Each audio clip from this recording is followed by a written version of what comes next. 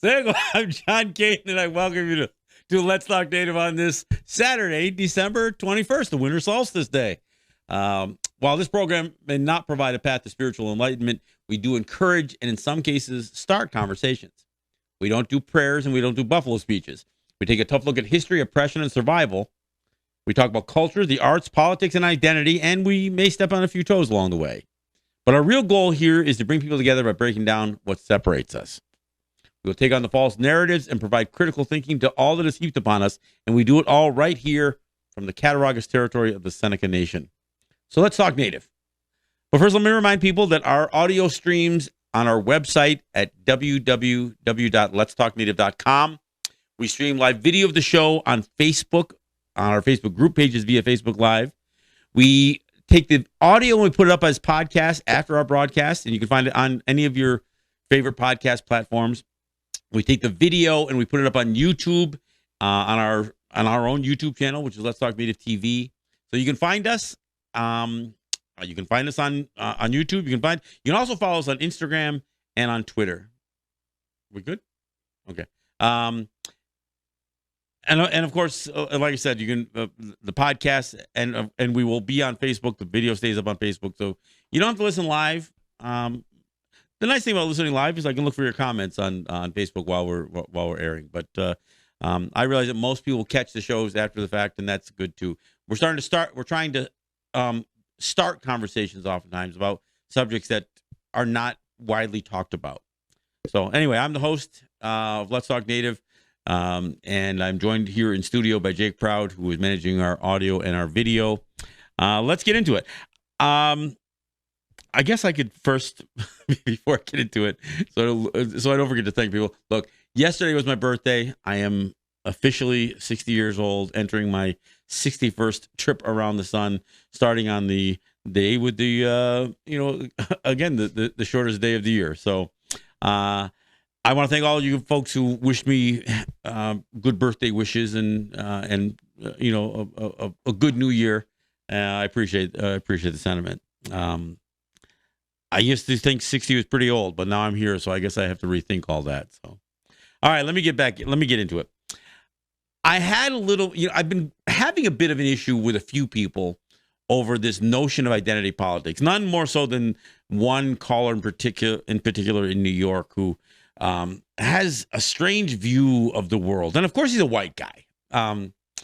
And if you are openly condemning of the whole notion of identity politics, and if you don't know what identity politics is, here's a dictionary definition of identity politics: the tendency for a people of a particular race, ethnicity, or social background to form exclusive political alliances, moving away from the traditional broad-based party politics. I don't even know if it's as narrow as that, but anyway, that's how it's defined online or whatever else. But if you are openly condemning of people who utilize their identity to take a specific stance on political issues, social justice issues, whatever. If you're against that, you're probably white, because what it does is it takes away from the two-party system. Democrats would love to believe that any people who have ever oppressed are going to have better hope aligning themselves with the Democrats. Not necessarily so. In fact, it's never been so historically. And if you think it's bizarre that there are people in the world who don't feel like they are accurately or appropriately represented by the two white parties of the United States, Democrats and Republicans, well, you probably just don't understand what it is to have a distinct identity from being white. But I want to talk about identity politics because there's a reason for it. I mean, there's a reason to say I am a distinct people. Whether it's because of your religious beliefs or your nation of origin or whatever else, and to have a certain they also call it special interest, right? To have a special interest associated with your group, especially if the broad-based political parties don't represent you. And certainly the Republicans don't, and the Democrats don't, from a native or and I think this is true for a lot of people of color, or oppressed people, people who have experienced bigotry, whether it's the LGBT community, whether it's, people, the Muslim community in the United States, the refugee community, the immigrant population. Women are still, to this day, still cannot, they have not been able to equalize pay or benefits that white men are afforded. So there's a lot of reasons to fight politically, socially, and any other way, I guess, for to elevate the group that you identify with. But the people who are railing against it, and trust me, I got a guy in New York who used to call every week. I don't know if he still does, because I think I pissed him off pretty good this past week. And you know what pissed him off? When he railed against identity politics, I said, well, that's easy for a white guy to say. Apparently, that was very offensive to him to call him a white guy. And it's not because he's not white, because I know the guy calls in all the time, and he's discussed his background. But the funny thing is, it isn't just the white privileged that take this attitude. Those who have been very, very assimilated. I've got a couple of Native people that have been on my group pages who think it's terrible to keep, obviously, whether it's the mascot issue, whether it's fighting, against some of the things the issues we're still fighting against, or perhaps it's a Native person who's so politically aligned with Trump or Clinton or somebody in the major parties that if you say anything against them, they will condemn this notion of identity politics. So it's not just white people, but it's people who have become so assimilated into the system that dominates the landscape, so to speak. And I don't mean just the United States, because when we think about where this white nationalism has taken over places, it's real strong in Canada. As a Native person, we know we've experienced that. We see it in Brazil with Bolsonaro. We see it with Boris Johnson in England. You see it with some of these other what they call strong arm, I guess, leaders in some of these other countries where nationalism, white nationalism in particular, has become a major issue. So for those of us who either have it historically or currently are still battling states over our rights, especially Native people, because we're not just fighting for civil rights within or constitutional rights within the system of the United States. We're fighting for our human rights, our rights as a person that does not necessarily have to be squeezed into the box of Americanism. So I certainly have no problem with identity politics. Now, and it's not because I identify with every distinct group that has their sense of what their identity politics are. But I don't have to completely identify them. I can still support anybody who stands as an oppressed people. Again, whether it's the LGBT community, whether it's, I think back to what, when the AIDS scare was just sweeping across the United States and the world, I should say. I mean, what the amount of people who were just, there were people who had their homes burnt because their kids, got contracted the HIV virus through transfusions. This wasn't even just about gay bashing. This was the idea that, once you could be associated with AIDS or even stay associated with somebody with AIDS, you were being painted with this brush, like somehow you were the untouchable, so to speak. So, it's this idea that there are oppressed people that need to fight for their cause. So whether it's a woman or perhaps a woman of a particular ethnicity. I look at what a Spanish-speaking woman oftentimes will be met up with at a Walmart in the South, so to speak. And, white people that'll just say, if you're not speaking English, you can get the hell out of our country, kind of thing.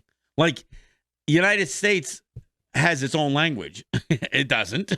It bastardizes the English language, which is from England, the country you fought a war against for your independence. Yeah, you weren't too independent on the language thing, were you? But no, I think it's important that people realize that not only do we have a right to embrace our distinct identities, but we also have a right and an obligation to fight for that distinction. I mean, it's nice that,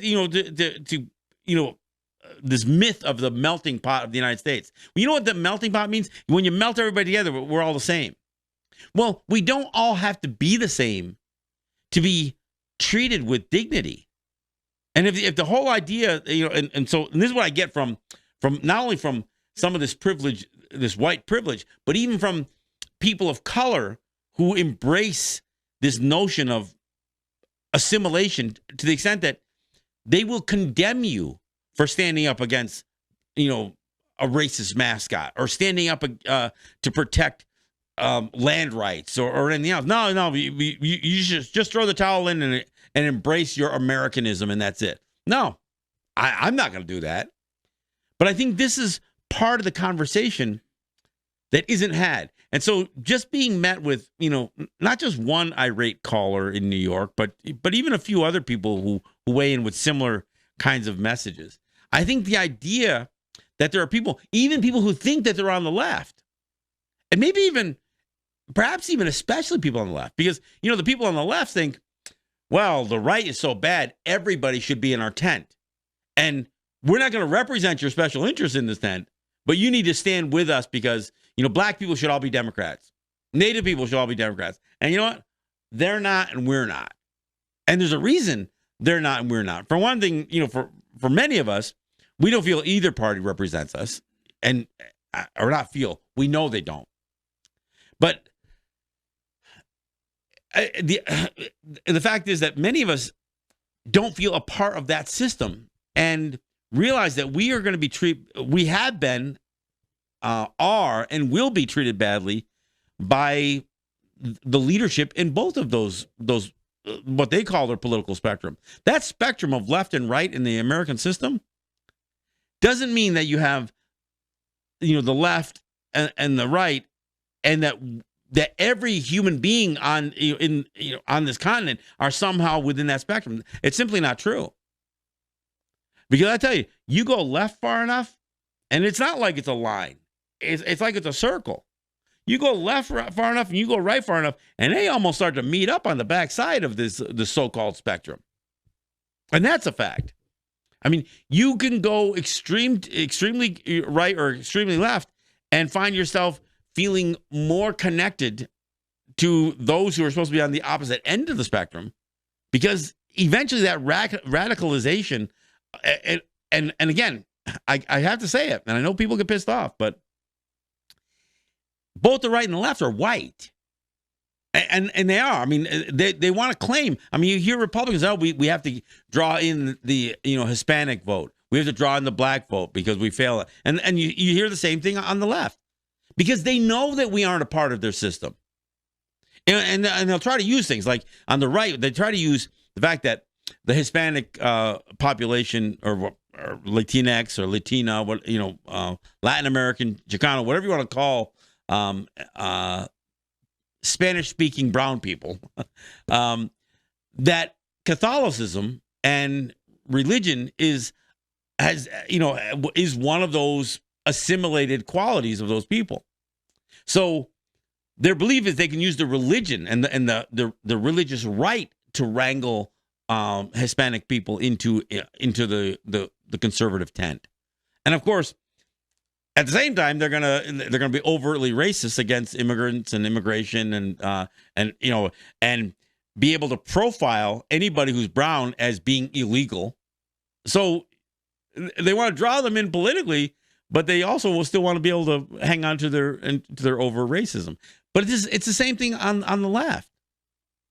So I'm bringing some of this stuff up, not to get into a battle over American politics, really, but I want to make a case for why our identities are important and why we need to fight for our distinction and keep fighting for our distinction. Because what those who will say, oh, the biggest problem in the United States is identity politics. We don't really have a progressive movement because identity politics is always derailing it. And that's some of the argument that I get, especially in New York. And of course, to be progressive doesn't necessarily mean left.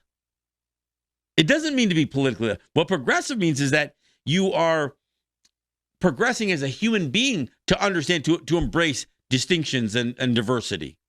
Not to whitewash it, not to smooth it over and eliminate diversity. If you think to be diverse is to bring all people that are diverse into your tent and then assimilate them to one mindset, then that's not embracing diversity. It's the opposite of diversity. And if identity politics, if you think eliminating identity politics is going to strengthen the progressive movement, then you don't understand what progressive is supposed to mean. So, and I'm not saying all this stuff because I think Native people need to find our place within the progressive political movement, or I'm not saying that. What I'm saying is that we need to understand that our identity is important. It's important to our future, and that identity comes from our past. So the idea of being able to embrace elements of our culture and bring that forward, because our ancestors didn't want us to stay in one spot. It wasn't like we weren't supposed to progress. Our ancestors understood evolution.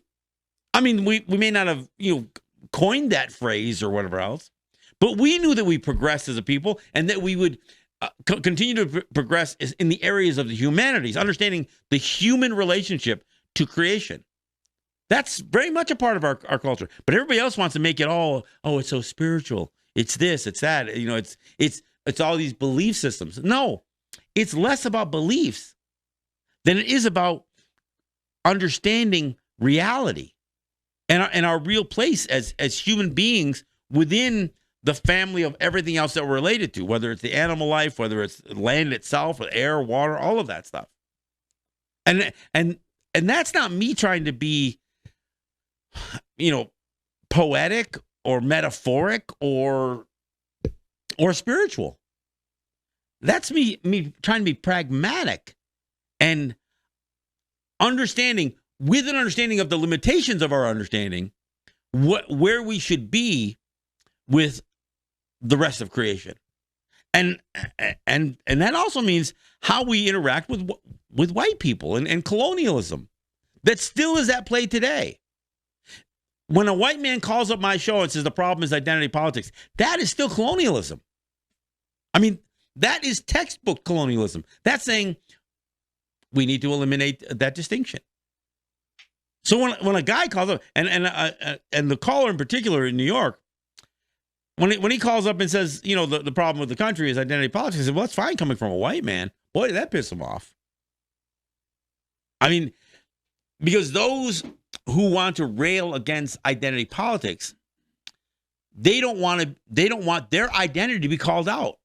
And they sure as hell don't want their racist tendencies, which are a part of their identity, to be called out. They don't want white privilege called out. They want to say, no, we all are privileged. We're all privileged to be Americans. Well, then how the hell is it the prisons are filled with people of color then? If we're all equal, under the eyes of God or all this other crap that we get served up. I'm sorry. We are not treated the same. We have not been treated the same. The conditions that many people who are living in, including black people and Native people, are the results of hundreds of years of oppression. Hundreds of years of having their humanity trampled upon by white supremacy. And so when I get a guy who claims to be a progressive who calls into my show and says the problem with the United States is identity politics, and then go on to say, yeah, and this is really only something a couple of decades old. I said, well, first off, the reason that Trump is president has less to do with any of that. It has more to do with the fact that you have a slave era mechanism within the American electoral system called the Electoral College that allowed the system to be played, not by Trump, but by the people who knew that they could play the system and get a moron like Trump elected. I mean, when somebody says, well, the reason Trump got elected is because we don't have a true progressive movement, that's BS. Or that it was just a knee-jerk reaction to having a black president in the United States for 8 years. No, part of this is born out of problems that everybody refuses to ever address, like the legacy of slavery, which is what the Electoral College issue is, or the legacy of slavery, which is to modern day racism. I mean, look, I go to New York. I see what's happening still today in terms of gentrification, where black people who had their communities destroyed by American policy, and only so white people can come in, buy up their land, and leave them homeless. I heard people refer to Hurricane Katrina and what happened in New Orleans as just a great thing because it washed away the scum of New Orleans. And what they really meant, and these are white people, of course, to say that, what they really meant is that it eliminated the poor black communities so they can come in there and gentrify those as well. So don't tell me that when we bring up something that a racist policy that, oh, no, those were only things of the past. Look, we still have a guy who claims to be Cherokee because he's got a card that says he is, and who's the governor of Oklahoma, who's trying to extort money out of Native people today, not 100 years ago, not 200 years ago. We've got a governor, again, a white governor in the state of New York, a Democrat, I might add, who's trying to extort the Seneca Nation for money from their gaming. Already got $1.5 billion out of them, and he wants another $1 billion going forward. This isn't something from 100 years ago. This is what we're living through now. We still have, especially right-leaning white folks in these high school districts, and supporters of of certain pro sports like football. There's a redneck bunch that really are the big cash donors, for ticket sales and everything else at these football games. They fully embrace this notion that you can use native mascots, and there's nothing wrong with it. Nobody's got a right to be offended by the fact that we're mocking native people. That's today. That's not yesterday. I mean, the irony of the past is that while native kids were being beaten and even killed at schools that they were ripped from their families from to be forced into attending, run by churches, they were being beaten for trying to maintain their identity. They had stuff. They literally had their identity stripped from them in terms of their clothing, their hair, their language. That was taken from them. While white kids said, "Oh, we're going to call ourselves Indians. We're going to put mom's makeup on for war paint. We're going to beat our little oatmeal canisters and our peanut butter containers for tom-toms. So we're going to play Indian. But don't let a native person do it, because we're trying to rid them of that identity. We'll let white kids appropriate that stuff, and that ends up being a left-right, argument. We're going to get a little bit more support from the left when we condemn the mascot issue. No support from the right. But again, even within the left, even within some native communities, no, that's okay that they're mocking us. No, it's all right. I mean, and this is the craziness. And this is why identity politics is necessary. And again, these words, they go together when you say identity politics. I'm not talking about using our identity in the American political system. I'm saying using our identity against it. That's when I talk about identity politics. I'm saying we need to use our identity to stand up to the political systems, not to have our own little distinct carve out within the political system, because you know what? That's finding a comfortable place within the systems of oppression. That's not stripping ourselves from it. Now, I realize that our battle and what we do with identity politics might be different than what a refugee who came to the United States, seeking a better life is going to do. They want their constitutional rights and their civil rights within the system of U.S. law. That's not what we're fighting for. Well, I say, that's not what I'm fighting for. There are some Native people who are just devoted, patriotic, Christian, veterans. There are so many. There's been so many forces working against us to eliminate that Native identity. And that's why I talked about over the last couple of shows this notion. Well, how's our culture holding up against these influences? Because we are inundated, not just with a population that is always trying to assimilate us, but all of the institutions of that population, the media, Hollywood, TV, internet, politics, law enforcement, the courts, all of that stuff, schools. So our identity and the political position we take with our identity is critical for our survival.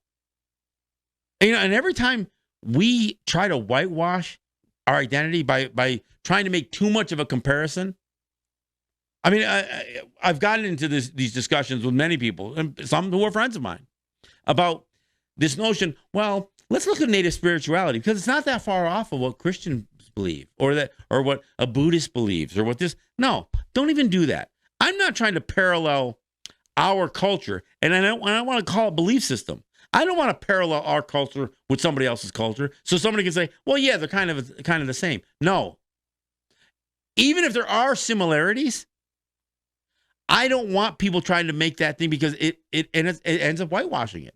It bastardizes it. Look, I brought this up many times on the show.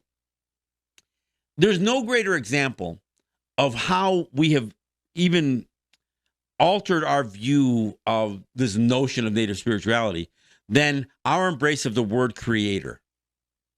Like, if we use the word creator instead of God, that we somehow have carved out our distinction. And yet, when a loved one passes away, in our culture, in the culture of the Longhouse, the Haudenosaunee,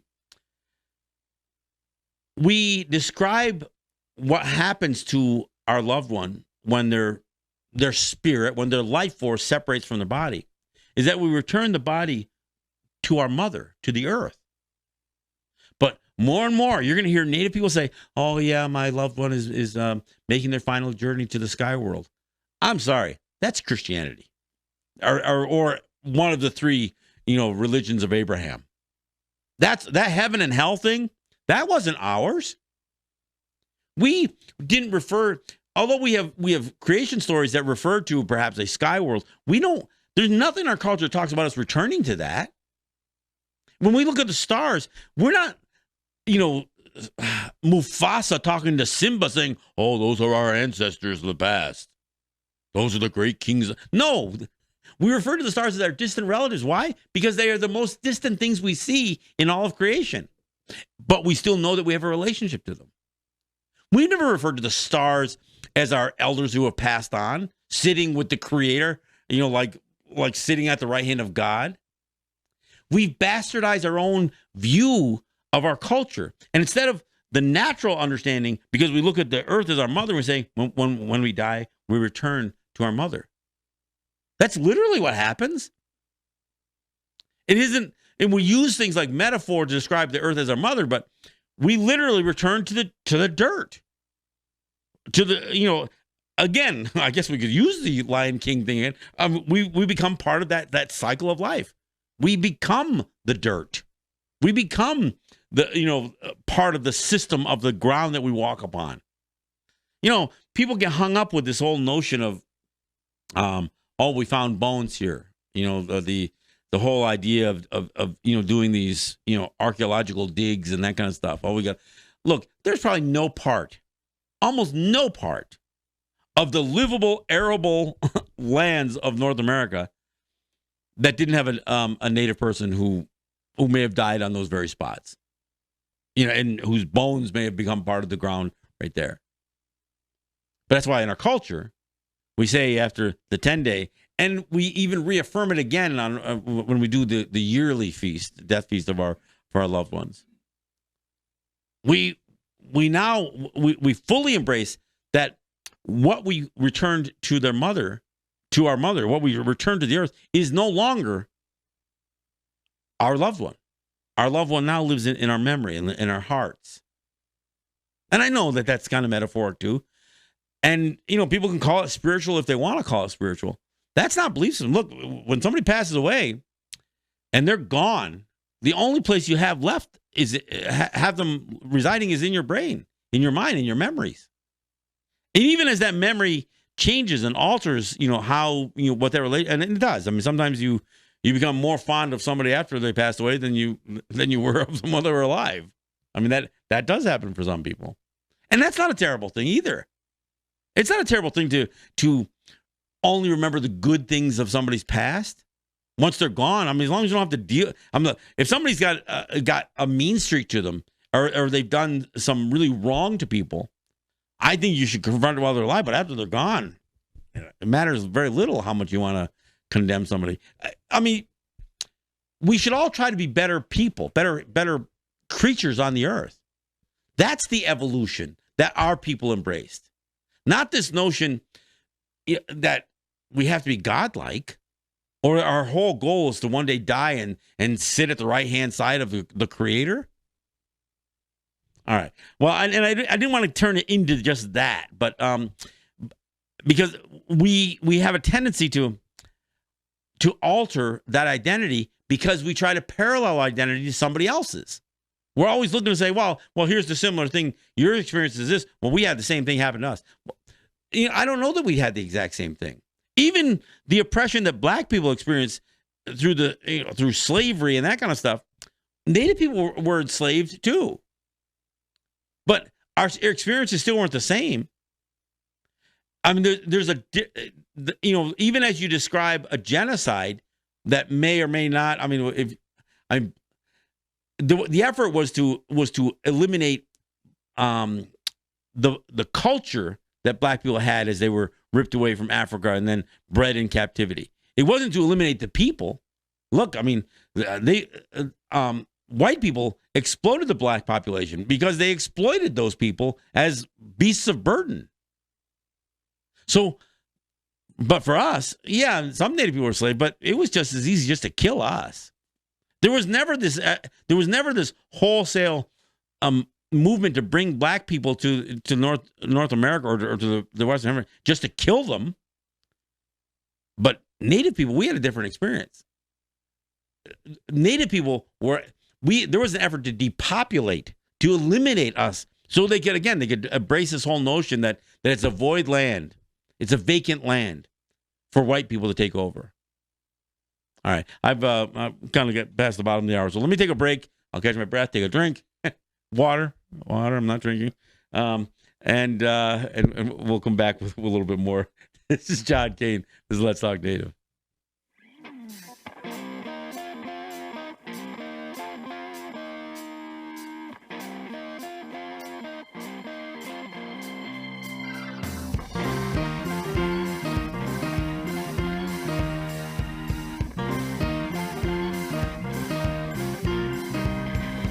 What you gonna do for $1, baby? Gotta keep them pockets full. Bought and sold when you're making that dough. There ain't no golden rule.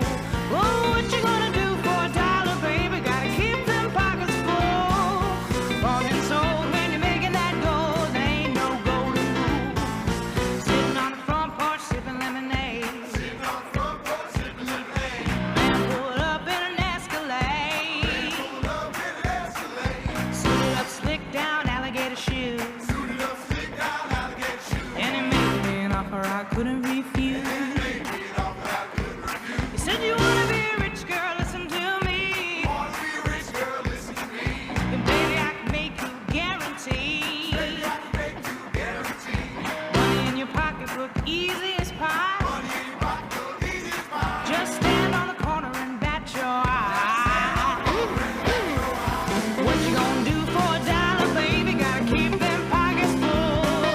Bought and sold when you're making that gold. Ain't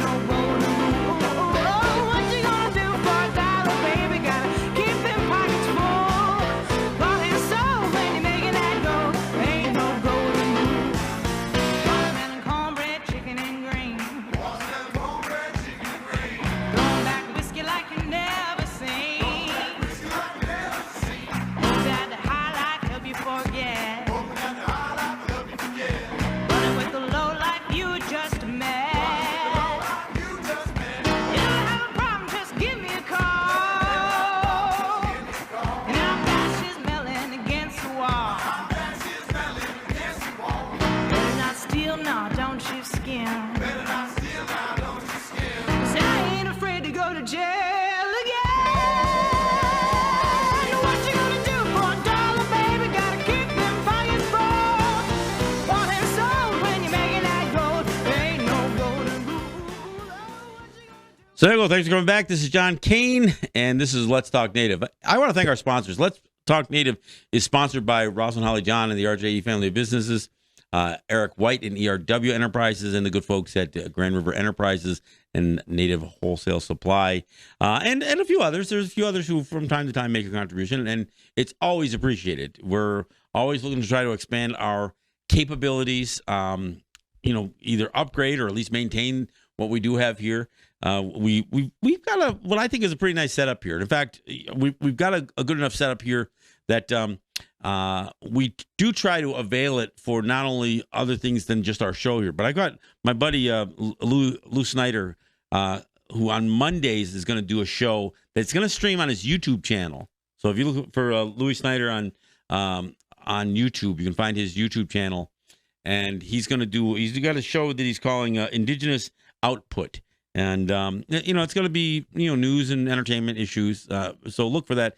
8 o'clock on Mondays, streaming on YouTube. And I'm sure you can, watch the videos after the fact as well. But he's going to be doing that here in our LTN studios. And so we look forward to, getting some other, work out of what we put together here. But again, those of you who sponsor the show, you enable us to not only do what we're doing here, but you're creating opportunity for others as well. I want to thank those of you who sponsor the show and sponsor the work we do here. But I also want to thank those of you who share our shows, who share them on on Facebook. My wife posts the live stream of our show on a bunch of other group pages. I know many of our listeners do that.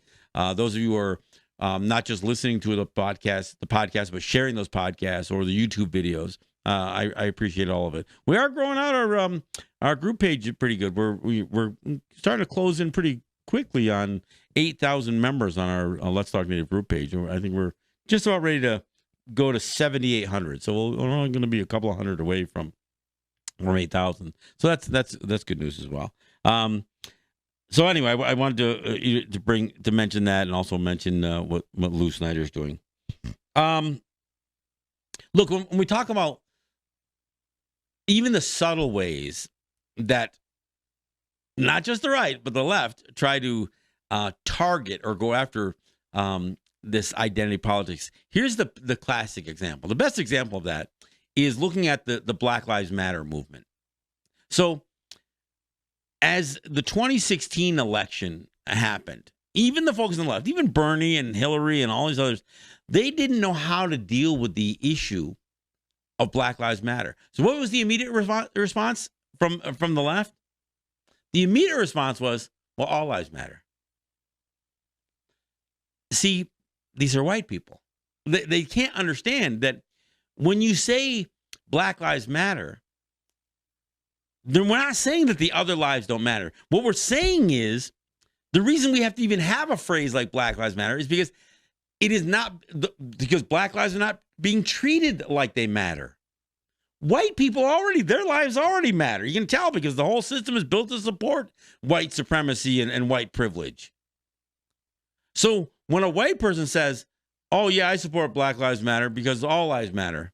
No, then you missed the entire point. That's exactly the attitude that stands at the foundation of trying to condemn identity politics. Because when you try to replace Black Lives Matter with all lives matter, you are railing against identity politics.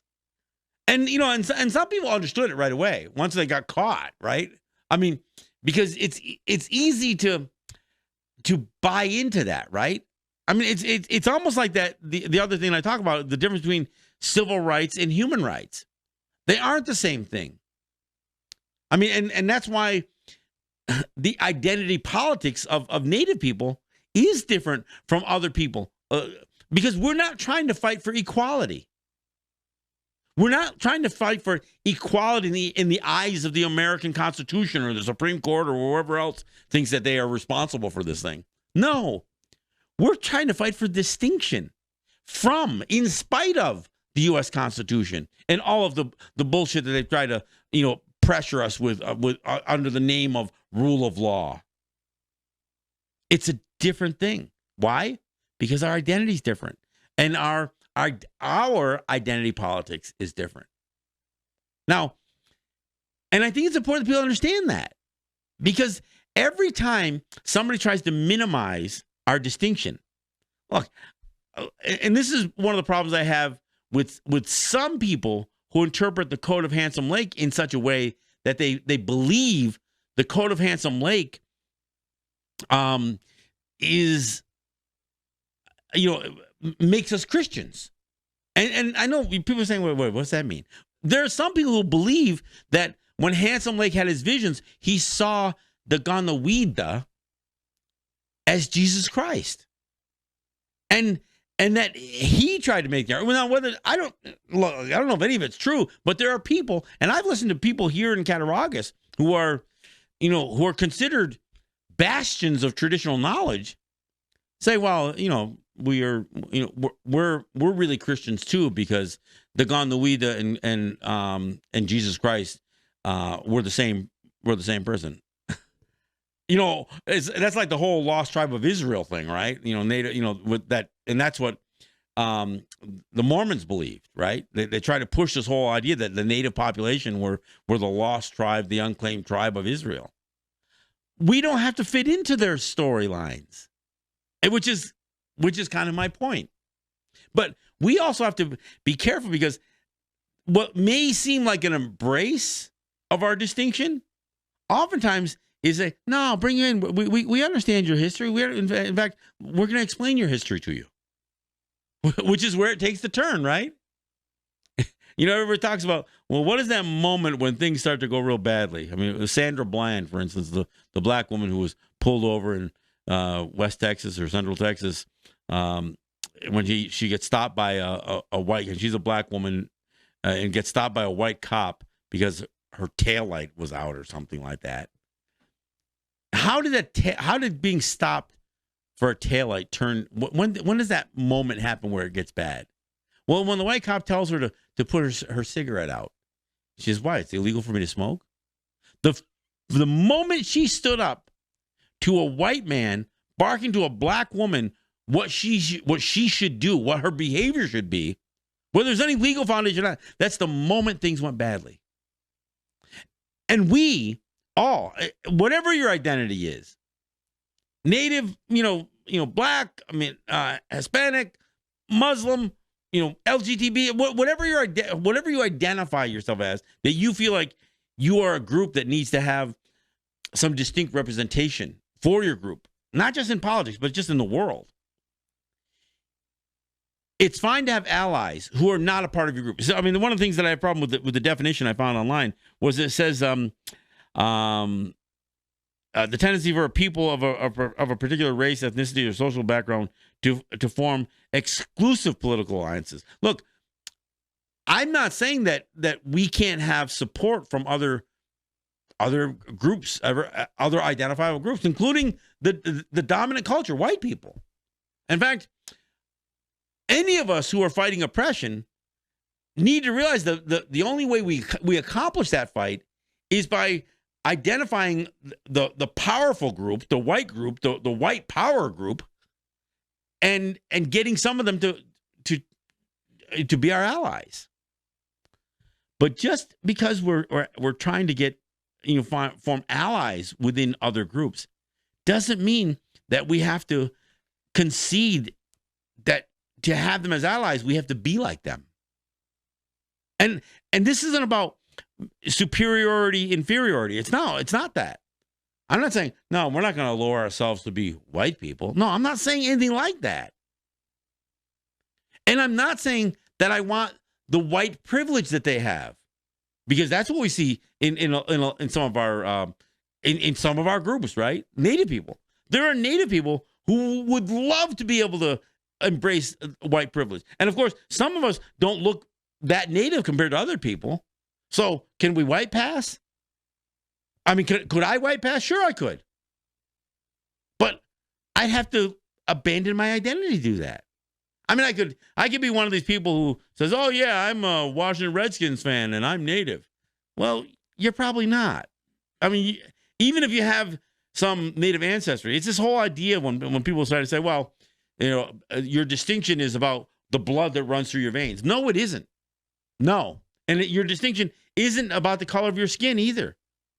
Your distinction is about who you are, what you do, how you live, the culture that you embrace.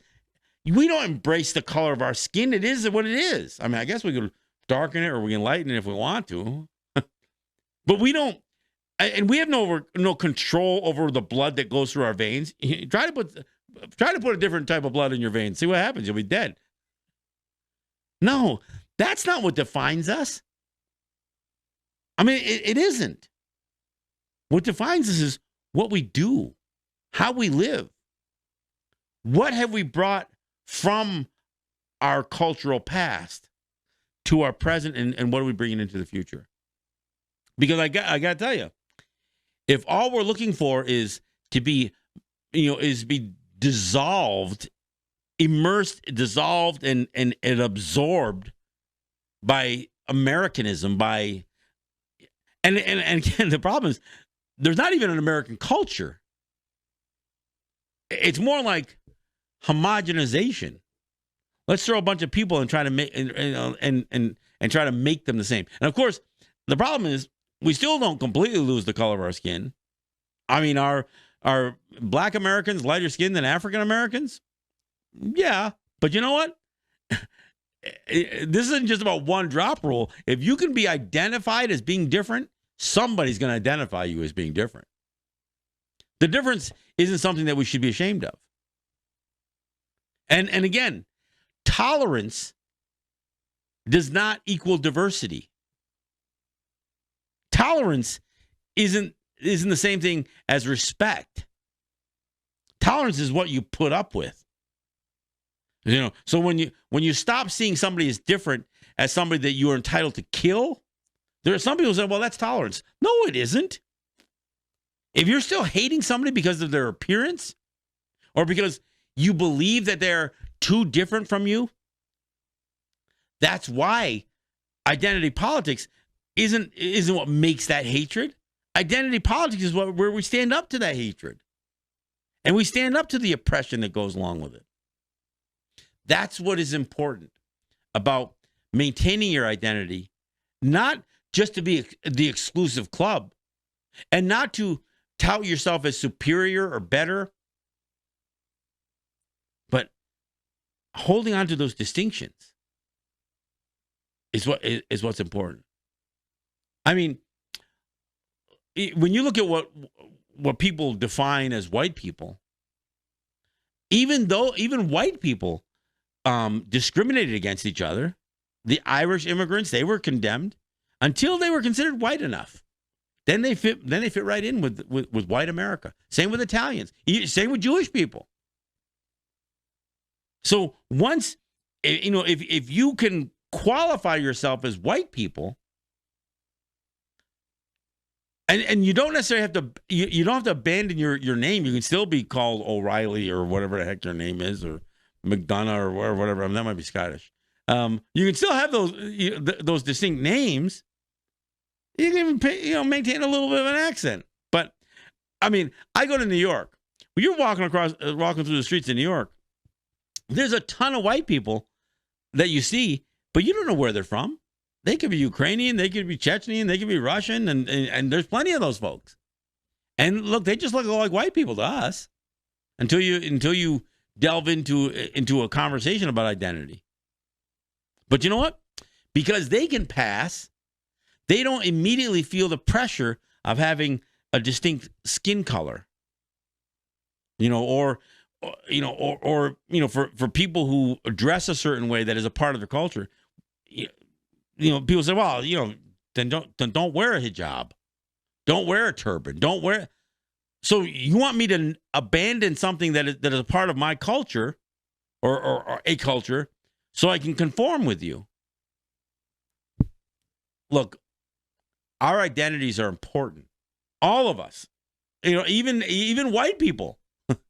You should have maintained. And in fact, it's funny because you go through, some areas, in the Rust Belt in particular. You find there's Polish clubs, there's the Slovenia club, there's the Italian centers, there's all these distinct groups, and again they have clubs, they have associations that embrace their European ancestry, but oftentimes they are the most political right and conservatives, even as they're embracing that distinction that they left to become white America. It's just an interesting note. Hey, look, before we wind down too much, I am going to New York. I'll be in New York on the 26th, so the day after Christmas. And I say it that way because what I do plan to talk about in New York on the 26th is one of the most horrific and historical events associated with the day after Christmas, and that's the largest mass execution in the history of the United States, the hanging of the 38 Dakota in Mankato, Minnesota. I'm gonna spend the program talking about that. I'm gonna talk about what led up to it and what made it so distinct. And it is distinct. I mean, there's nothing else that compares it. The whole idea that the good people of Mankato, Minnesota, and the surrounding areas felt that it was so important to put on this huge vulgar display that they weren't gonna hang 10 at a time. No, they need to build this massive gallows that they could march all of them up there and hang them all with one knocking away of the the planks beneath their feet. I mean, that's incredible just all by itself. But that's what I'm going to talk about on December 26th, 2019. I want to talk about, I don't always have a show on that given date. And, I do try to acknowledge the significance of a day, just like today being winter solstice, so the shortest daylight day of the calendar year. So I want to mention that. Now, as far as the day before Christmas, I'm not going to do a show on that Tuesday. There's, Lou's coming in here to do a show on Monday, again, that you can find on YouTube. So I'm gonna skip a day because there's a lot of competing interests associated with not just the idea of a Christian holiday, but just what people do during this time of the year. So I won't be back in the studio until the Saturday after this next week. So, but you can find me, and I encourage you to find my show in New York is a 2-hour show. We have some interesting dialogues. It is a phone-in show. We've got a phone system there, and we can bring as many as 5, 10, 20 calls in during the course of a show. And I encourage those of you who listen to this show to even catch that show even after the fact. If you're not listening to it live, that's fine. But if you listen to it live, you might want to call in. And I love it when I get a call from people who I know are specifically listening to Let's Talk Native and who call into my show in New York, because the native voices are the ones on the microphone, not on the phone. But when I do get a Donna Van Boyle, or I get somebody calling, some native person from another community who listens to my shows here, who joins me, it's satisfying, and it's great to have people join me on the show in New York from other parts of Indian country. Because again, the thing about doing the show in New York, the target audience is different. When I do this show here, I'm trying to speak to Native people. I'm trying to speak to Native people so we understand why our distinction and our identity matters. And I try to give our own people some stronger foundation on the legal issues, on the political issues, and help people identify people who you may not see on the face of it and know that they're working against us, but some of them are. And at least to be able to hold them in check. I'm not saying we got to look for enemies behind every bush, but we should at least understand the difference between people who are really advocating for us and some who are just trying to, make us conform. But in New York, my audience is the non-native public.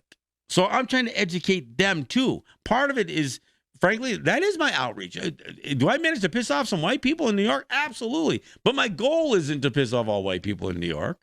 My goal is to educate them so they understand what a native perspective is.